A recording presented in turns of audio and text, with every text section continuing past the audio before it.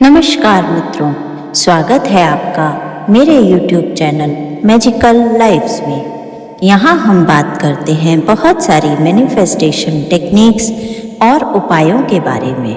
In manifestation techniques और उपायों से हम अपने जीवन में सकारात्मक परिवर्तन लाते हैं। यदि आपके जीवन में मेरे मैनिफेस्टेशन टेक्निक्स और उपायों से सकारात्मक परिवर्तन आया है तो कृपया कमेंट सेक्शन में लिखना ना भूलें। आपका कमेंट किसी और की प्रेरणा बन सकता है।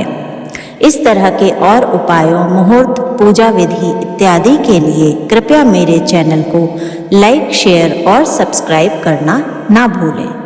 इन दिनों नवरात्रि के लिए 9 दिनों के महा उपाय और पूजा विधि की सीरीज मेरे YouTube चैनल पर चल रही है। मित्रों, जैसा कि हम जानते हैं आज 4 अक्टूबर को द्वितीय नवरात्र है। पौराणिक कथाओं के अनुसार नवरात्रि के दूसरे दिन माँ दुर्गा के दूसरे स्वरूप देवी ब्रह्मचारिणी की पूजा होती है। माँ दुर्गा की 9 अद्भुत और चमत्कारिक शक्तियों में ये दूसरी शक्ति है। ब्रह्म का अर्थ तपस्या और चारिणी का अर्थ है आचरण करने वाली। इस तरह ब्रह्मचारिणी का अर्थ है तप का आचरण करने वाली माँ। माँ ब्रह्मचारिणी की पूजा से समस्त कार्यों में विजय प्राप्त होती है। इनकी पूजा से जातक के तप, त्याग, वैराग्य, सदाचार, संयम में वृद्धि होती है। माँ ब्रह्मचारिणी ने भगवान शिव को पति रूप में पाने के लिए हजारों सालों तक निर्जल और निराहार रहकर तपस्या की, इसीलिए वे माँ ब्रह्मचारिणी कहलाई। शारदीय नवरात्र का दूसरा दिन व्रत 4 अक्टूबर 2024 शुक्रवार को रखा जाएगा। इस दिन अश्विन शुक्ल पक्ष की द्वितीया तिथि रहेगी। दूसरे दिन माँ ब्रह्मचारिणी स्वरूप की पूजा की जाएगी। द्वितीया तिथि का प्रारंभ 4 अक्टूबर सुबह 2:58 पर होगा। द्वितीया तिथि 5 अक्टूबर सुबह 5:31 तक रहेगी। आइए जानते हैं माँ ब्रह्मचारिणी के पूजा के शुभ मुहूर्त के बारे में। पूजा का अभिजीत मुहूर्त सुबह 11:51 से दोपहर 12:38 तक है। पूजा का ब्रह्म मुहूर्त सुबह 4:47 से सुबह 5:35 तक रहेगा। पूजा का अमृत काल सुबह 11:55 से दोपहर 1:43 तक रहेगा। इस दिन सुबह 10:47 से दोपहर 12:15 तक राहु काल है, इसलिए याद रखें राहु काल के दौरान पूजा पाठ संबंधी कार्य करने से बचें। देवी ब्रह्मचारिणी की पूजा की विधि। पौराणिक कथाओं के अनुसार देवी ब्रह्मचारिणी के दाहिने हाथ में जाप की माला और बाएं हाथ में कमंडलू है। माँ साक्षात ब्रह्म का स्वरूप है। दूसरे दिन की पूजा के लिए प्रातः स्नान कर हाथों में फूल लेकर माँ का ध्यान कर व्रत का संकल्प करें। इसके बाद देवी माँ को स्नान कराकर सफ़ेद फूल, अक्षत, कुमकुम, सिंदूर व अन्य पूजन सामग्री अर्पण करें।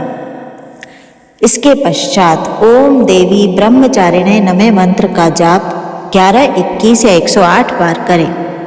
आज के दिन माँ को शक्कर का भोग चढ़ाया जाता है। फिर पान सुपारी अर्पित करें और घी और कपूर मिलाकर देवी माँ की आरती करें। नवरात्रि के दूसरे दिन माँ ब्रह्मचारिणी की कथा इस प्रकार है। पौराणिक कथा के अनुसार माँ ब्रह्मचारिणी ने राजा हिमालय के घर जन्म लिया। नारद जी के कहे अनुसार कठोर तप किया ताकि वे भगवान शिव को पति रूप में प्राप्त कर सकें। कठोर तप के कारण ही उनका नाम ब्रह्मचारिणी या तपश्चारिणी पड़ा। भगवान शिव की आराधना के दौरान वे 1000 वर्षों तक केवल फल फूल खाकर जीवित रहीं। कठोर तप से उनका शरीर क्षीण हो गया। उनका तप देखकर सभी देवी देवता, ऋषि मुनि प्रभावित हुए और सभी ने उन्हें ये आशीर्वाद दिया कि भगवान शिव उन्हें उनके कठोर तप के कारण पति स्वरूप में अवश्य प्राप्त होंगे। इस तरह अपने कठोर तप से उन्होंने भगवान शिव को प्राप्त किया। आइए जानते हैं कि आज नवरात्रि के दूसरे दिन पर मनोकामना पूर्ति के लिए हमें कौन सा उपाय करना है।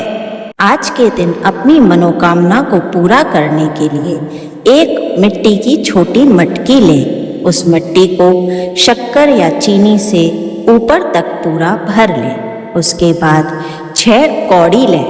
कौड़ी आपको मार्केट में आराम से मिल जाएगी।